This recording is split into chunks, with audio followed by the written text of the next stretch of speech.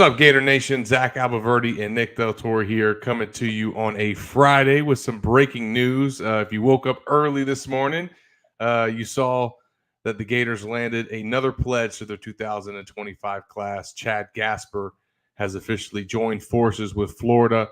So we will get into that news today. We'll also talk about a wide receiver transfer target that we discussed last week has now scheduled a trip to Florida. And that's big news for the Gators. And, of course, final SEC home series this weekend for the baseball team against Kentucky. Could be a wet one. So a lot of time changes and things like that. Poor Nicholas is used to it at this point, but we'll get into that as well. As soon as we get done with this, he's heading over to the ballpark. So how are you doing, my friend? I think it's pretty selfish of you to mention any kind of weather on a day where Florida's playing baseball and I'm covering it. So check yourself before you wreck yourself there, Zach. Should be a great day of baseball.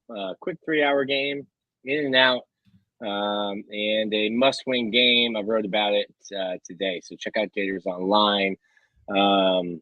Huge weekend. Florida's got 6 games left. I think they need to win 4 of them. This 3 against number 3 Kentucky, and then 3 up in Georgia. And I've told people all week, if you're in Gainesville, if you're close to Gainesville, these will be the last 3 games Jack Caglione plays, not for the Gators, but at home. So last chance to see Jack in orange and blue at home. Take advantage of it. It's also senior day. Florida has, I believe, 6 seniors. I have a story coming out Sunday previewing all of them. And shout out to my guy, Sage Rodfeld, student manager, the team behind the team. Always. Those guys, during the season especially, this is their time to shine. So looking forward to that matchup. Kentucky obviously having a great season. And Florida having a great week, past 2 weeks on the recruiting trail from a transfer standpoint and also from the high school ranks. And the latest, again, to join the class for 2025 is Chad Gasper. And this is a running back commitment out of the state of Texas. And this is the second one for the Gators in their 2025 class, which is now up to 5 commitments. And he joins Waltez Clark, a 4-star running back out of Tampa, who the staff is very high on. They wanted to get 2 running backs in this class, had a lot of targets at the position, and Chad Gasper is the guy that pulls the trigger for Florida.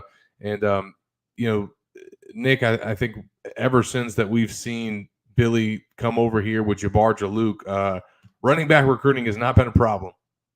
No, it's not been an issue. I think I said I had my bars, back in the spring, Zach, when I said I think the departure of Trevor Etienne would be worse for the perception of the program than it would be for the production of the program. Jaden Baum must listen to the show because my guy went off in the spring. He was like, Nick, I appreciate the kind words. I know you've always been positive in your coverage of Florida football. Let me help you out. I appreciate you, my guy. So Florida's running back room this year looks to be fine, in my opinion. And then you already have here sitting in May 2 guys signed for next year. And I don't know if the fans will like this, but I've kind of viewed Florida's – they like watching tape, Zach. They like grinding the tape, evaluating players. I almost view them kind of like Jim McElwain's staff when it comes to recruiting. They have great evaluations. And you look at the one with Jaden Baum. He was sure he was committed to an SEC school, but it was Arkansas. You come into the picture, and then all of a sudden now you're fighting Alabama. And you're like, wait. The kid's committed to Arkansas. Why are we fighting Alabama for him? And I mean to compare them to Jim McElwain's staff in that they get these evaluations done early, and they get offers out quickly. And you're kind of seeing guys blow up after they have a Florida offer. And right now, I think we have Gasper ranked as number 40 running back in the 2025 class, and the number 517 prospect overall. Without knowing too much about him, I would venture to guess that those numbers would go up just based on the history of how early Florida's gotten offers out.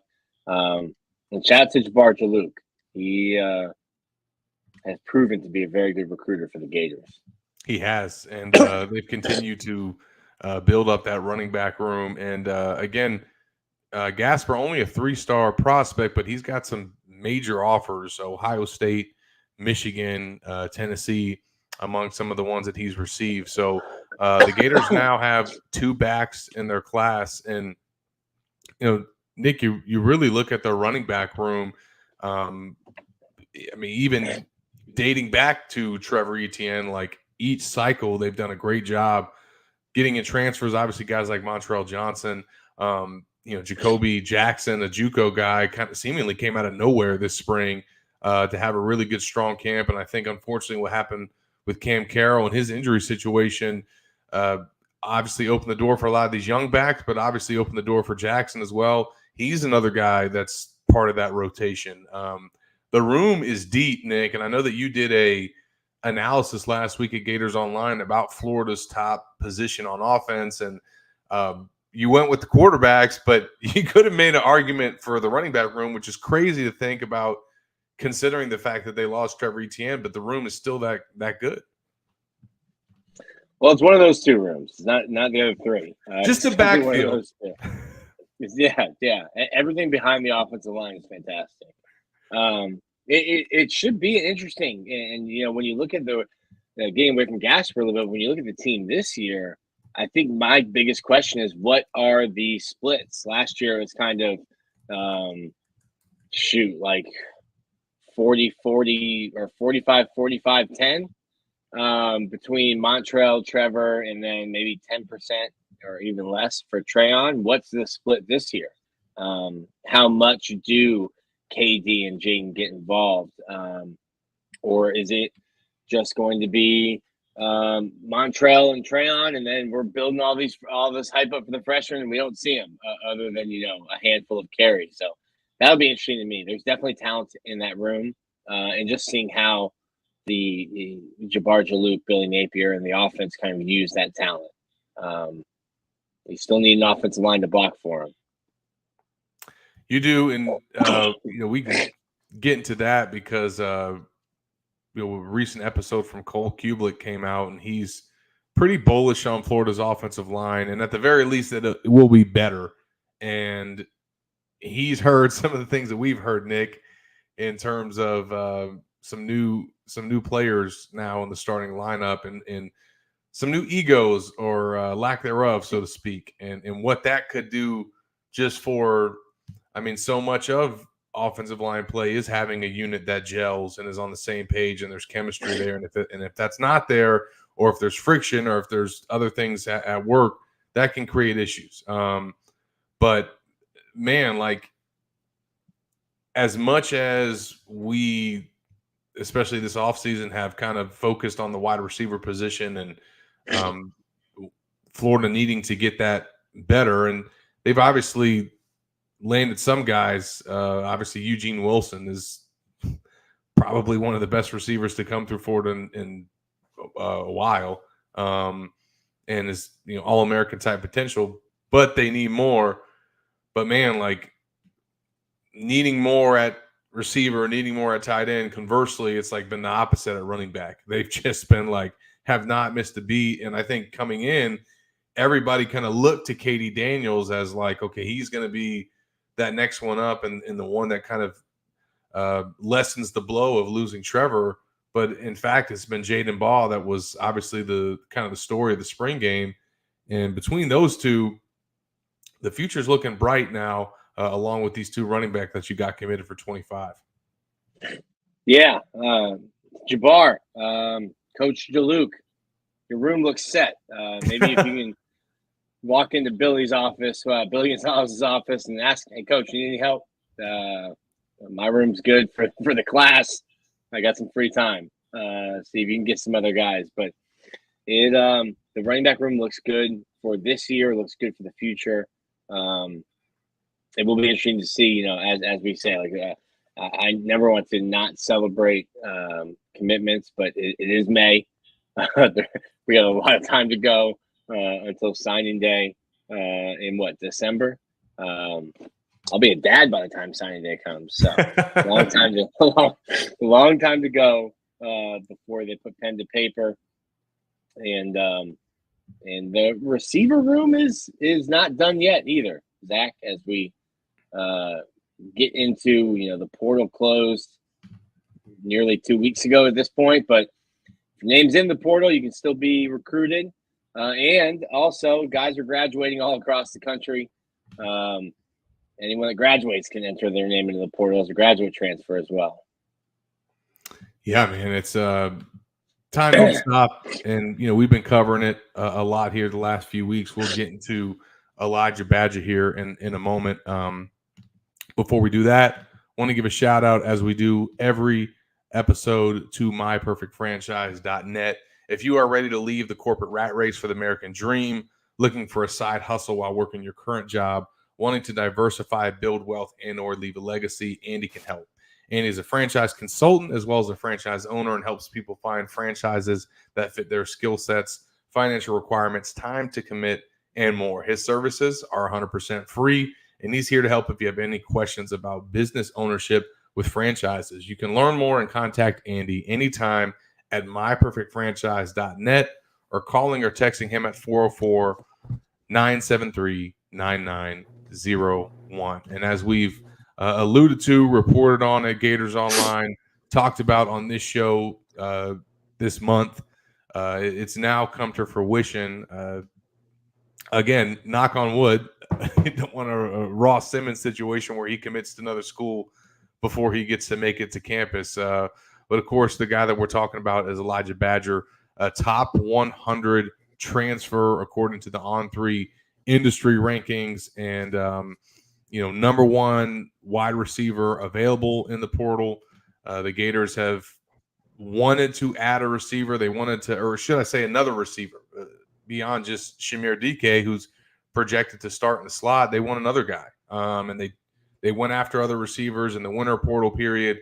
They went after other receivers in the spring portal period, and they've now got to a point now where Badger is not only the guy, it seems, Nick, that they've zeroed in on, but one of the best options that they could have gotten out of all the ones that they talked to here in the last 6 months. Like, this is a top 100 guy. Like, if you look at their rankings for receivers, for On3, that encompasses all the guys from the winter portal and the spring portal. He's a top 100 guy. So if Florida finds a way to add him, it would be big. Now, there's a lot of things that I think need to go right during this visit. We can get into that.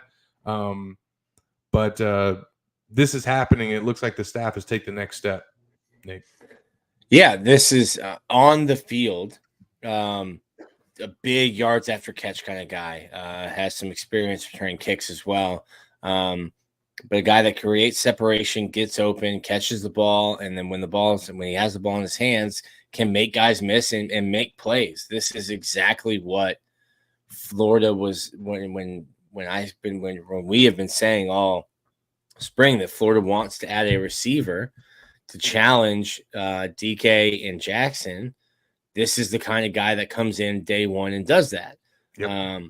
I think you need to have Ricky Pearsall pound the phone, continue calling. Listen, I know you got a lot going on in San Francisco, Rick. Mini camps will be going on right next week. Yeah, mini camps going on. Rookie camps are starting today. I think Carolina was in camp today. So you can't have them in Gainesville. I have to get them on FaceTime or something. Listen, Zoom call. FaceTime, Zoom, StreamYard, text. Hit them up on PlayStation, on Xbox. Like, yo, you want to run a game real quick? Let's play some 2K. Get the headset on. You just need Ricky in his ear. I think that's a beautiful situation for Florida. Could not work out better, right? These are former teammates, and it's like, hey man, I came to Florida, spent 2 years here, and turned myself into a first-round draft pick. Like, I can vouch for Billy Napier, Billy Gonzalez. I can vouch for the strength and conditioning program. I can vouch for everything in that program. Look at what it helped me do, and I come from the same place that you're coming from. I think that's an unbelievable recruiting tool for Florida. and something that Ricky Pearsall would absolutely do for the Gators. It makes a lot of sense on the field. Makes a lot of sense. Now, what are some things that could hold us up? You guys might be wondering. There are some questions that come with Badger. I think the biggest thing, and we alluded to it a little bit last week, but it is his injury history. This is a guy that was injured at the end of last season, and it was initially thought to not be a serious injury with his back, but it ended up lingering. He needed to do additional rehab, and he was basically non-contact all of spring. So that is something that has happened to him recently, and I'm sure that when he comes on his official visit, we'll take a physical, and that's something that Florida's going to check out. They've probably already done some homework on that front before even deciding to bring him to campus. So, and then just how he's going to fit into the room, Nick, because, there is some, I think, good chemistry in the wide receiver room. Like you obviously need to add more pieces and get better. But when you talk about the transfer portal and the dynamics of bringing in somebody to any room and NIL as well, and how that factors in, like, you just don't want to disrupt things. Everything's got to work, right? Like, he's got to click with the players got to click with him, he's got to click with the coaches. Like, you just can't just force it. It's got to work well. And that's not to say that Florida wouldn't take him because a couple guys in the room are feeling some type of way, but it does. Everybody needs to be on board, and I think that's important as well. And that'll happen during the course of the visit. Like, it's going to work out or it's not. The fact that he has not committed to the other schools that he has visited, Washington and Arizona, that's encouraging, because usually schools try to wrap up these recruitments from a transfer standpoint when they get a guy on campus or in the days that follow. So he is there for the taking, Nick, but it seems like his injury history needs to check out, and everything needs to connect on both sides. Yeah, I mean, the injury history is something big. It's a back injury, doesn't need surgery, and if it does need surgery, is it going to be a situation where a player doesn't want surgery and is going to, and maybe he's told schools no, like, hey, we'll offer you and you can come right now, but we think you need surgery, and it's like, nope, don't want that. So the other thing is, how do you fit in the locker room? I think without throwing a name, I think there's a player that got in the transfer portal last year that was not a locker room fit and was not welcome back and isn't on the roster now. So when you're talking about the transfer portal, you're also, like you said, you're not going to not sign a kid because some of the guys in the room are worried about their playing time by adding another guy, but you don't want to add another guy to the room who's going to come in and throw off the chemistry in May. When you're talking about just months before a season, hey, we really like where the focus is, where the team chemistry is, where guys are locked in and believing in the program. And then all of a sudden you throw somebody in and he throws that whole mindset off. So I think getting a Badger on campus, you get him around the guys who are still on campus. I know you got some guys eating sushi in Japan still, but you get him around the team, get him around the coaching staff. Hey, we can really kind of get a sense and feel for what this guy is right now. That's going to be key for Florida. And again, that visit, as we talk about it here on this Friday, it is not taking place this weekend. He's actually scheduled to visit from May 14th to May 16th. So it will be a midweek trip. And again, stay locked with Gators Online, probably the last portal visit target of this cycle, especially considering where Florida is from a scholarship standpoint. So take advantage of the code UF1 if you are not subscribed to Gators Online. When you go to sign up, you type in that code UF1. You can get 2 months for just $1. So we will be working the phones to see how Badgers visit and recruitment is playing out. And then obviously things are really heating up in terms of coaches on the road going to see prospects during spring ball in the state of Florida and around the state. So Keith and Corey are staying busy with that coverage. So make sure that you guys are subscribed and take advantage of that code UF1 to get 2 months for just $1. And if you are subscribed and you were able to read Nick's piece this week on reasons for optimism and reasons for concern, as you know, we look ahead now, Nick, portal cycle is over. We're going to get into the dog days of summer here, but we're going to start looking ahead. And SEC Media Days will be here before we know it.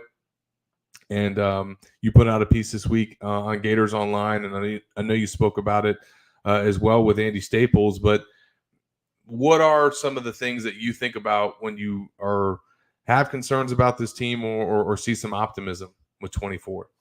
Yeah, I mean, I'm optimistic. I think it's Florida's best roster since Billy Napier's been here. Cole Kublik mentioned he thinks the offensive line is really good and that they're deep. The coaching staff says the offensive line is really good and that it's deep. I think they're very similar to what they were last year. And I would say that the coaching staff said they love the offensive line at this point last year. And some of that's injuries that, Austin Barber had to play through multiple injuries all year. Kingsley Igwakin wasn't playing. You had guys banged up, but you're always going to have guys banged up. It's football. I think I'm really impressed the way they completely rejuvenated the defense, adding Trequez Bridges, DJ Douglas, and Asa Turner. I think you added a starter in Turner, a key rotational player in DJ Douglas, if not a starter, if they want to slide him down from safety and put him at nickel at star. I think you added a potential starter in Pup Howard. I think you have a guy in Miles Graham who I think could have contended for a starting spot in the spring, if not for his back injury. Jason Marshall's back. Jakeem Jackson's back. Devin Moore seems to be healthy. You've got dudes there. The defensive line is 2 and 3 deep at some spots. I think the defense on paper should be better. You get a quarterback in Graham Mertz who will be 24 in December. Gator fans, the jokes you made about Jordan Travis last year, coming full circle. Graham Mertz will be 24 in December. He's 6 months younger than Jordan Travis. So, you get to benefit from having an older guy, a 6-year senior quarterback who at this time last year was still learning the names of the guys he was throwing passes to. That's not the case now. So I think I have a lot of expectations that Graham will take the next step in his second year. And I think Florida's, like I said, Florida's roster, I think, is better than it ever has been. Now the schedule is absolutely brutal. And we talk about the back end of the schedule because, finishing Georgia and Jacksonville at Texas, LSU, Ole Miss, at Florida State is brutal. The team, Billy Napier's program is 2 and 10 when they leave Gainesville. 3 of those final games are not in Gainesville. And there's 3 potential college football playoff teams of your last 6 games. But the front end of the schedule is also not easy. It's a rivalry game, but it's at home. But don't lose to Miami in week 1. Good luck selling hope the rest of the week, the rest of the year. If you lose to Miami, Sanford, you should win. The last time KJ Jefferson was in Gainesville, he ran all over Florida. I think he ran for 87 yards. They got talented running backs too. 3 or 4 total touchdowns. Gus Malzahn is not going to keep KJ Jefferson in the pocket. KJ Jefferson will run. You got to figure out a way to tackle him because you didn't figure it out last year.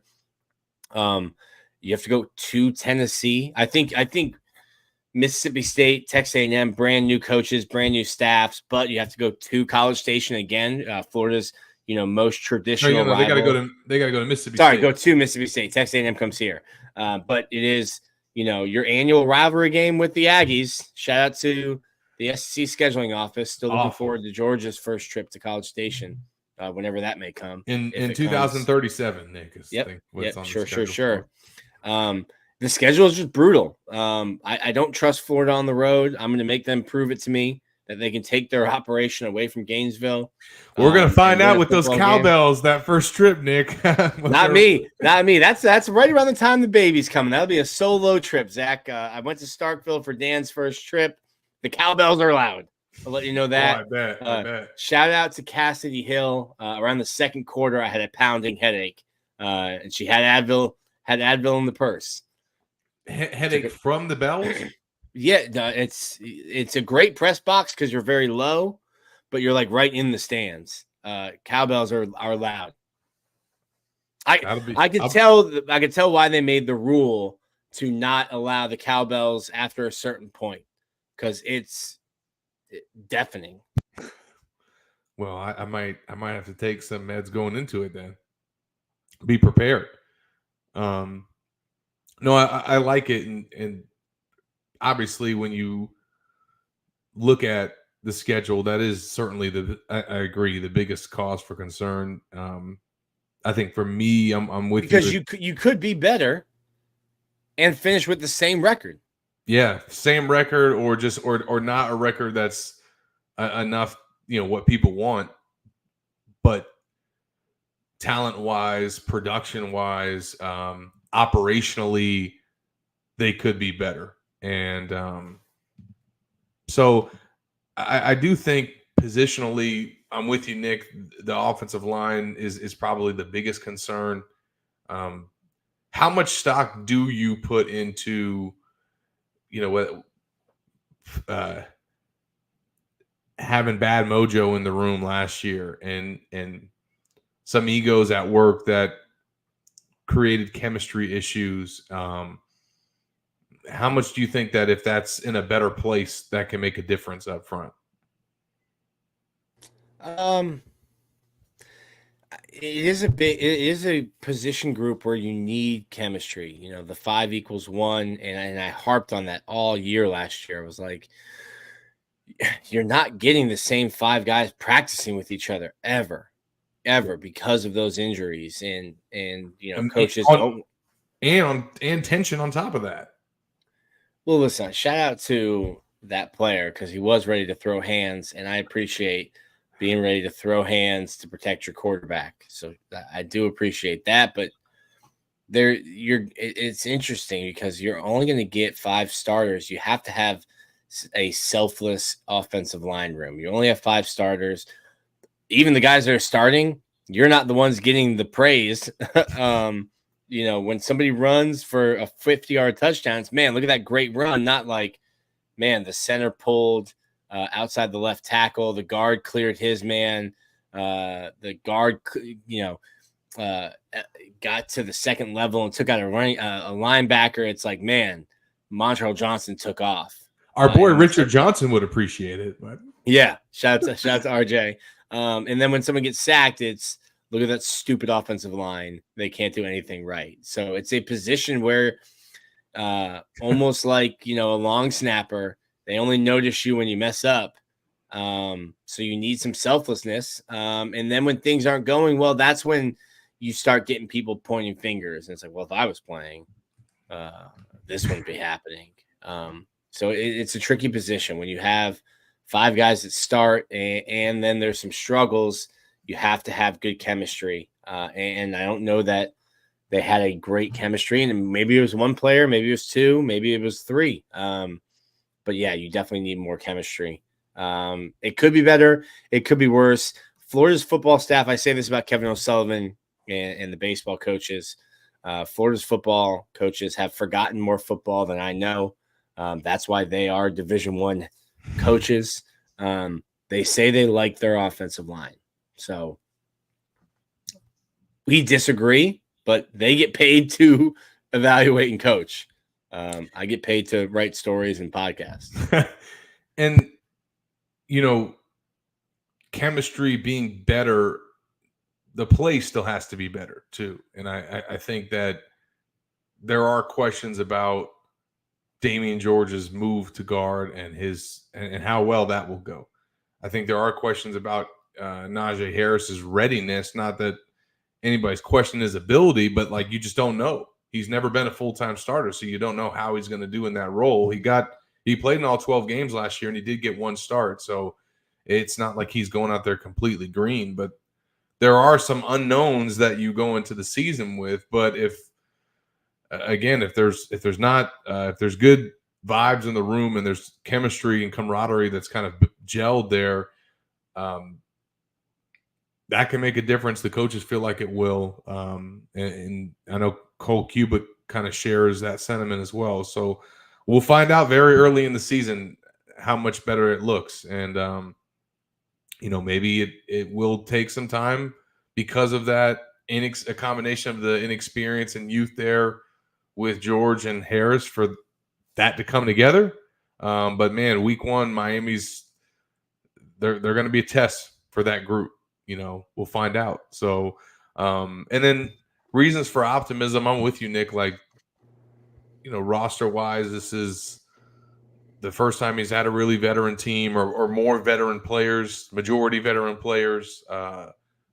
This is his team. You've had over 50 departures of Mullen guys. You've had a few Napier guys that have left, but it's majority have been Mullen players, and you've just on paper replace them with quality.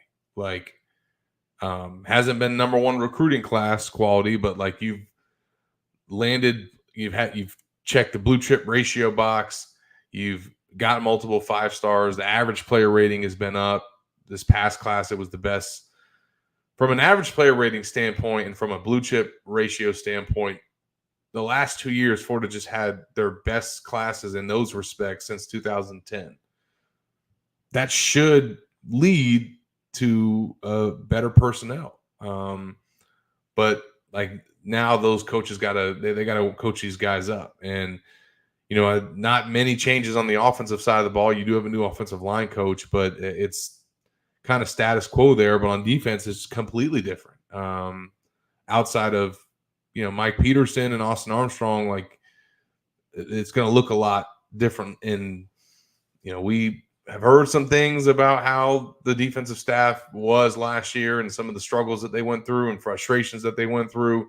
Ron Roberts, the new co-DC, painted a picture in the spring, Nick, that he loves this set of coaches that they have, because obviously he and Austin have worked together. So that off the bat is going to create a better relationship there.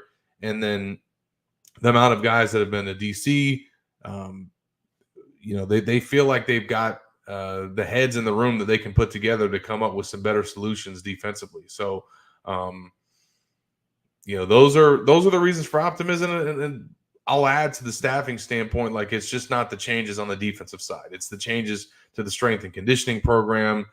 The fact that Napier was willing to do that, recognize the flaws there, like that's a big deal. How soon can Tyler Miles and the new coaches make a difference, and how can those gains show up on the field? Like, we'll find out. But those are the things that you point to, and I think that Napier points to, and I think he views should make the difference in 2024. Now, beyond the concern, there are still some positions that are unsettled as well. We'll want to get into that too, but before we do that, I want to give a shout out to Prairie Dental Center. The doctor's a UF grad who's practiced in Gainesville for 3 decades and developed a deep understanding of how to diagnose and treat various dental problems, along with advanced skills and knowledge to provide better care for his patients. If you're having dental concerns or just need a cleaning, Prairie Dental Center offers a wide range of options to meet your needs. Give their office a call at 352-373-3431. Tell them Gators Online sent you, and your new patient exam will be free. And Nick, another piece that we wrote this week at Gators Online was about the position battles coming out of camp. Some spots are settled. I mean, we know who the starting quarterback is going to be, starting running back is going to be, other spots on defense, but there are some that are still to be determined. And, mostly from a starting standpoint, but I think there's still some backup roles.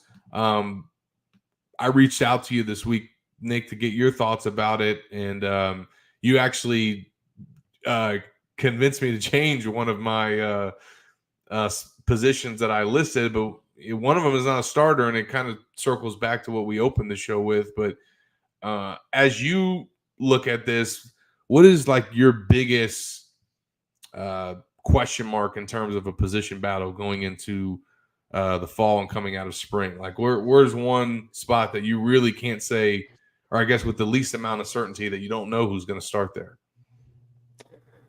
Probably right guard. I think it's going to be Damian George. I don't know that. I mean, he didn't have the foot speed to play tackle. I don't think he has, at least right now. Obviously, you have some time to add some strength, and they're already trying to change his body, and he's dropped weight and added muscle because he needs to. You're playing a different player. You're not playing, Justice Boone out on the edge or TJ Searcy out on the edge. Now you're playing Des Watson sliding into you at 400 pounds when you're playing guard. So I think right guard for him though is I just don't know who. Like he might start by default just because they don't have a young guy that they've developed enough that they feel comfortable. They've developed Bryce Lovett, but they've developed Bryce Lovett at left tackle, right tackle, left. He's also a redshirt freshman. Like he's never played. Yep. Like you and got then a Christian guy Williams would be the other guy. So like two young guys. Like you got a guy that's played at Alabama and Florida. Flaws or not, like I think most coaches are going to lean on that unless it's just going bad. But like, yeah, I mean. I'm very interested to see what Jason Zandamela can do and who he can push. I think he'll be in the 2 deep at least. That's interesting because like he learned to play football in 2020 when he came over from Mozambique, Africa. So like in my mind, and I could be wrong, but in my mind, he is a great future starter, developmental player. Yeah, it really helps your team down the line. And I know that I said, listen, you need to hit the transfer portal for an offensive lineman, and the coaching staff could be like, Nick, we did that. And I'm like, kind of. When they got the best one available. So I was like, but he's not a multi-year starter. Yeah, I was thinking like a multi-year starter, someone who's ready to come in right away. I don't view Jason Zandamela as someone ready to come in and start right away. I could be wrong. It's not a player that we were even very familiar with because Florida wasn't very involved in his high school recruitment and kind of just came on the scene when all of a sudden some former 4-stars like, yo, I need to get home. And Florida's like, let's pull up his On3 profile page. Oh, home is Clearwater. We're close to home. And you kind of get in late, but like it's a 18-year-old kid who's been playing, 19-year-old kid who's been playing football for less than 4 years. Crazy. So I don't know that that's the guy you think that you say is, you know what, he'll start over a 21-year-old Damian George, and it didn't work out at right tackle. I think this is a last-ditch effort, but like you said, I don't know that they have anyone proven that can take that spot. I love the versatility of Bryce Lovett, and I would have liked to see him just like, hey, Bryce, we know you can play left tackle or right tackle. And I think they're really trying to turn Bryce into that swing player, but I would have liked to be like, hey, listen, just you're playing right guard, focus all of that because you might end up being our starter. Or Rod Kearney. I think Jason Zandamela is a guy who could play center as well. Like I know you're building Rod Kearney to be like your center of the future, but Jake Slaughter could be back in 2025. When can we get Rod onto the field? If Rod's your backup center, that's cool. But Jake Slaughter, I think, is a redshirt junior. He's still got has another year, and I don't know that he's a guy who's leaving early for the NFL. So, like, you're just Nick, I will say though, I don't know that he is. PFF came out with its top 10 returning players in college football at every position, and the only guy from Florida was Jake Slaughter. So look out, Slaughterhouse. That's one good for Jake Slaughter too. Also, that's tough for Florida. Yes, that's speaks to where things are at right now. But yeah, and also offensive tackle. That's another position battle. That's like we think Austin Barber is going to be one of the starters, and I think we all looked at Brendan Crenshaw Dixon as the other, but there's still a lot of competition to be had there.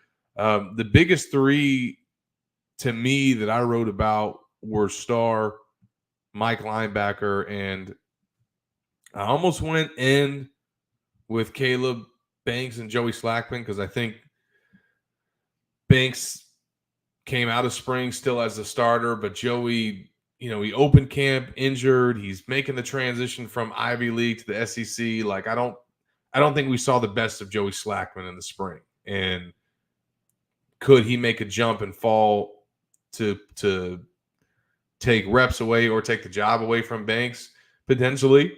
But I'm with you because I asked you, Nick, and you were like, I'd go for third. I'd go number 2 running back spot. And that's what I put because I think you got 3 to 4 guys that could be vying for it. And sometimes there might be the hot hand that they go with.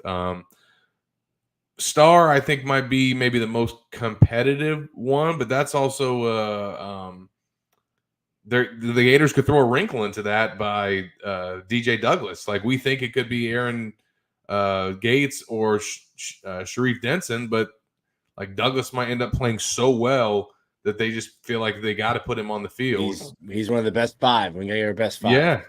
So it made sense to me. You've got a ton of film. We talked about this during the spring. You have a ton of film of DJ Douglas playing nickel.